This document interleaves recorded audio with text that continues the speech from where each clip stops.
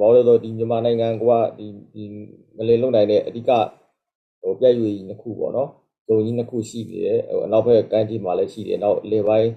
းဒီမြန်မာပြည်လေကခုနလူအတိများတဲ့စကိုင်းပြည့်ရွေသူကရှိနေတဲ့ခါကျတော့ငလင်ငယ်လေးတွေကဒါလှုပ်ရိုးလှုပ်စင်ပါဘူးဒီလိုမြင်ပါတယ်တီးတီးပါပါမပြောနိုင်ပါဘူးတခါလေကျရင်ဒီငလင်ငယ်လေးတွေကငလင်ကြီးတစ်ခုရဲ့ဒီရှေ့ပြေးပေါ့နော်ငလင်တွေလည်းဖြစ်တတ်တယ်ဒါပေမဲ့တခါလေငလင်ကြီးတစ်ခုလုံးပြီးမှလိုက်ပြီးတော့သူ့ကို adjust လုပ်တဲ့အတွက်ကြောင့်နောက်ဆက်တွဲငလင်တွေလည်းဖြစ်တတ်တယ်ပေါ့နော်ဒါပေမဲ့အခုဖြစ်နေတဲ့ပုံစံကဒီရှေ့ပြေးငလင်တွေရဲ့သဘောတဘာဝကတော့သူတို့လှုပ်ပြီးတဲ့နိုင်ပိုင်းကြာမှာထပ်ပြီးတော့ငလင်ကြီးတွေလှုပ်လေရှိတယ်အခုကတော့ဒီလိုရက်နဲ့သွားနေတဲ့အတွက်ကြောင့်တို့တွေကတော့ငလင်ကြီးတစ်ခုရဲ့လက္ခဏာလို့တော့မမြင်မိပါဘူ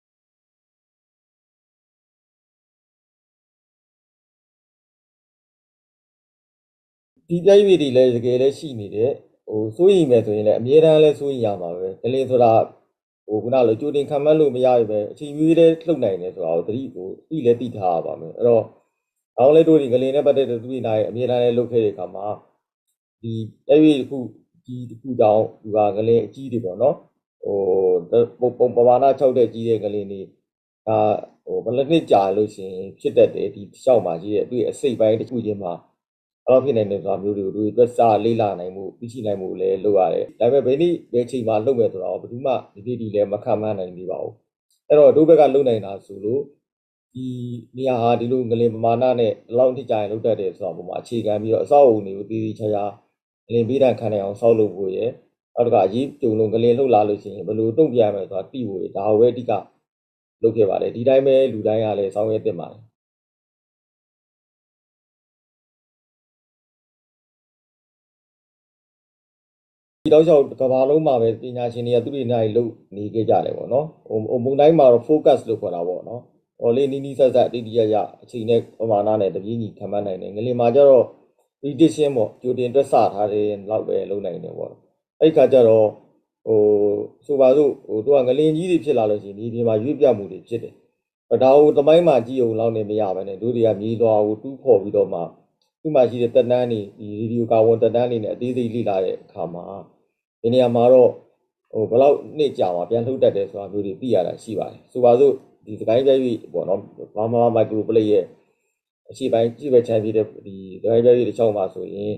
ဒီဘကိုးအစိပ်ပိုင်းပေါ့နော်တောင်ကူအစိပ်ပိုင်းဒီလိုမျိုးအစိပ်ပိုင်းတွေရှိတဲ့အခါမှာဘကိုးပိုင်းပေါ့ရန်ကုန်နဲ့နီးတဲ့နေရာတွေပြောမယ်ဆိုရင်တို့တွေလေ့လာပြီးဒီလောက်ကနှစ်100နဲ့နှစ်130လောက်မှာတော့ပမာဏခွန်အထက်ငလင်တွေလှုပ်နိုင်တယ်ဆိုတော့သိရှိချက်တွေရှိပါတယ်ဒီဘက်အပေါ်ဘက်မှာရှိတဲ့နေပြည်တော်ဘက်ချမ်းကြတော့နေပြည်တော်မန္တလေးအပိုင်းကကြတော့ငလင်လှုပ်မှုအပိုင်းမှာနေတယ်ဒါပေမဲ့အဲ့အပေါ်မှာလေ့လာတွေ့ရှိချက်ရတော့သူကတော့နှစ်တော်များများကြာမှာပေါ့နော်ငလင်ကြီးတွေလှုပ်တယ်ဆိုတော့တွေ့ရတယ်ပေါ့ဒါပေမဲ့လည်းနောက်ဆုံးလှုပ်ခဲ့တဲ့ငလင်ကဒီဘက်ချမ်းမှာဆိုရင်ဒီတိုင်းအင်းဝဘက်ကနေပြီးတော့နေပြည်တော်ဒီအပိုင်းမှာတော့1839ကငလင်ကြီးကအကြီးဆုံးလှုပ်ခဲ့တာပေါ့အဲ့တော့အခုဆိုရင်တော့ဒါလည်းသူကနှစ်200ကျော်နေပြီလို့ပဲပြောလို့ရတယ်တဲ့နေရာဝင်းကြီးရှိပြီပေါ့နော်နောက်တစ်ခါဒီဘက်ကဘကိုးပိုင်းဆိုရင်လည်း1930တုန်းကလုပ်ခဲ့တဲ့9.3ပမာဏရှိတဲ့ငလင်ကလည်းအခုဆိုရင်ဒါနေ့90တရားလောက်ရှိနေပြီပေါ့နော်အဲ့လိုပြောလို့ရတယ်ပေါ့အဲ့တော့ဒါတွေကကြော့ပြန်ငလင်ဖြစ်မယ်လို့ဖြစ်လာနိုင်တဲ့အခြေအနေတော့ရှိပါတယ်ဟုတ်ပါတယ်စကိုင်းပြည့်ကိုတော့သူကဦးစားပေးပြီးတော့လိလာကြရတဲ့သဘောကသူကလူကြီးများတဲ့မြို့ကြီးတွေကိုဖြတ်သွားတာတကြောင်ဖြစ်တယ်အခုသူ့ရဲ့ဒီတစ်ဖက်တစ်ချက်မှာဖြစ်တဲ့ရွေးလျားမှုနှုံကအချမ်းပြင်းဆိုရင်ကျွန်တော်တစ်နှစ်ကို2စင်တီမီတာလောက်ပေါ့နော်ဆိုတော့အဲ့လောက်ထုံးနဲ့ရွေးနေတယ်ဆိုတော့ကျတော့သူကတစ်နှစ်ကိုဒီ2စင်တီမီတာဆိုတော့10နှစ်ဆိုရင်20စင်တီမီတာဖြစ်တဲ့အတွက်ကြောင့်သူက9လက်မလောက်အထိပေါ့နော်နှုံလောက်ဒီရွေးနေတယ်တဲ့ရွေးဖြစ်တဲ့အတွက်ကြောင့်သူ့ကိုအဓိကထားပြီးတော့လေ့လာတာပါကျန်တဲ့တဲ့ရွေးတွေရှိနေပြီမဲ့လည်းသူတို့ကတော့အဲ့လောက်ဒီမြန်နဲ့နှုံမရှိဘူးပေါ့နော်သူတဲ့အများကြီးနေတယ်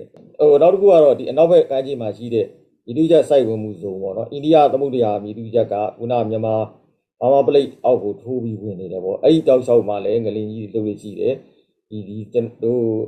့ဒီရခိုင်မြောက်ပိုင်းမှာဆို1962ခုနှစ်ကငလင်ကြီးလှုပ်ခဲ့တယ်အကြမ်းမြင်ဆိုလောင်တော်ကြီးမင်းလက်ထက်လောက်ကပေါ့နော်အဲ့ဒီချိန်လောက်ကအကြီးတစ်ခုလှုပ်ခဲ့ဘူးတဲ့ဆူနာမီဆန်ဆန် ရည်ကြီးမှုတွေလည်းဖြစ်ခဲ့မှုတဲ့အတွက်ပတ်တန်းတော့ရှိပါတယ်ဒါပေမဲ့အဲ့ဒီတောက်လျှောက်မှာလည်းလိုက်လေးလာတဲ့အခါမှာ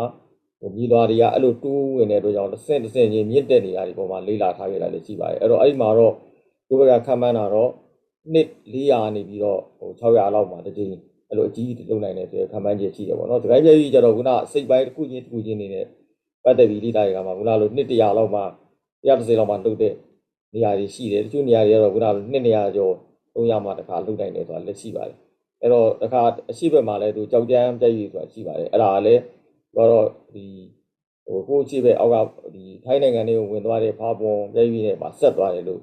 သူတွေတီလာသိရှိရဘူးတာတွေရှိတယ်အဲ့ဒါတွေအားလုံးကတော့ငလင်ထုတ်နိုင်တဲ့ဇုံတွေကြီးပါပဲ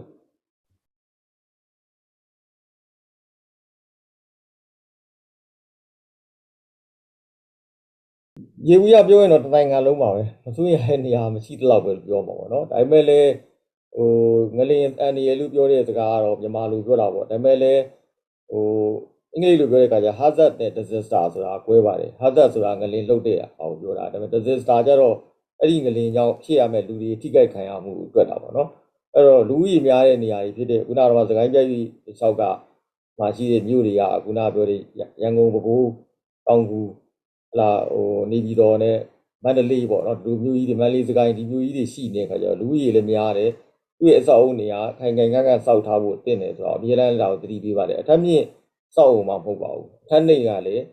အနေရရှိတာပါပဲမြင့်နေအဓိကတော့မှန်ကန်တဲ့စောက်လို့တဲ့ဒီစနစ်နဲ့စောက်ထားရင်ပို့ပြီးတော့ဘေးကနေကင်းတယ်ပေါ့နော်ဟိုမှာတစ်သားအိမ်ဆိုလဲတစ်သားအိမ်မှာဆိုရင်တောင်ကျိုးတွေမှာဟလာတို့ပလက်ထိုင်တစ်ခုကိုလှုပ်လာလို့ချင်းမလှုပ်အောင်လို့ဘေးကနေရန်နဲ့ဟလာဆွဲပေးထားတဲ့ကာလပြအချောင်းလေးတွေရှိသလိုမျိုးအဲ့လိုမျိုးအချောင်းတွေများထားပြီးတော့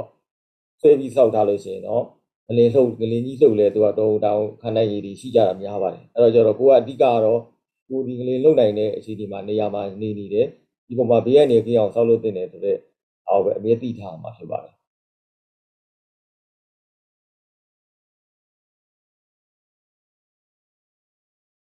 တစ်ပိုင်းရှိပါတယ်တစ်ပိုင်းကတော့စောက်အောင်ကိုခိုင်ခန့်အောင်စောက်တဲ့အပိုင်းပေါ့နော်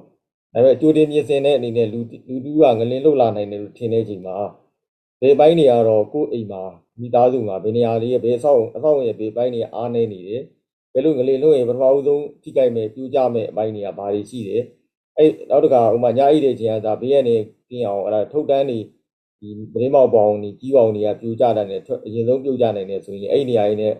ဝေးအောင်ခွာပြီးတော့じゃအိတ်တာအစပေါ့နော်ဒီတာအစပြီးရင်အကြီးကြုံလာရင်ဘယ်နေရာမှာပုံခိုရမယ်ဒီအိမ်ရဲ့အလုံးကြုံဆုံးပိုင်းပေါ့ဘေးကနေဖြစ်နိုင်ကြီးအနည်းဆုံးပိုင်းပေါ့အခု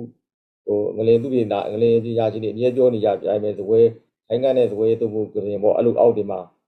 ပြီးချောင်တင်တယ်ဆိုတာတွေရဲ့အောက်ကမိသားစုချင်းလဲဒါကိုဖြစ်နိုင်ရင်ပြုတင်ပြီးတိုင်ပင်ထားတဲ့မှာလည်းအများအားဆိုရင်တို့ဒီမှာတော့ဘယ်နေရာကတော့ဒီလိုရင်ဘာဖြစ်နိုင်လဲဆိုတော့အကျိုးတင်စဉ်းစားထားတဲ့လုပ်ငန်းတွေကိုလုပ်ရပါမယ်ဒီအတွက်လည်းသူပညာပြီးခဲ့တာတော့တောက်လျှောက်အရင်ကရှိခဲ့ပါတယ်ခုနောက်ပိုင်းတော့လည်းအလုံးသိတဲ့အတိုင်းပေါ့နော်ဒါတွေမလုပ်နိုင်တော့တဲ့အခြေအနေဖြစ်နေပါတယ်အဲ့တော့လူထုအနေနဲ့တော့ဒါကိုလေ့လာပြီးတော့ကိုယ့်ဘာကိုဒီဟာနဲ့ပတ်သက်ပြီးတော့ဒီ Facebook တွေ website တွေမှာလည်းရေးထားခဲ့တာလည်းရှိရကြတော့ဒီပန်ကန်တဲ့သတင်းအချက်လက်တွေတော့ရယူထားတင်ပါတယ်ဒါပေမဲ့လည်းခုနလိုပေါ့လေဒီထီအောင်ဓမ္မနဲ့ပူပန်အောင်ကြောက်ပြီးတော့တောင်ရေးတဲ့ဟာတွေရတော့ပြီးပြီးတော့စိတ်ဝင်စားကြမှာမကောင်းပါဘူး။ဘာလို့လဲဆိုတော့ငလင်ဆိုတာဘယ်တော့မှအဲ့လို focus ဆိုခေါ်တဲ့ခံမှန်းချက်လုပ်လို့ရတဲ့အရာမျိုးလည်းမဟုတ်ပါဘူး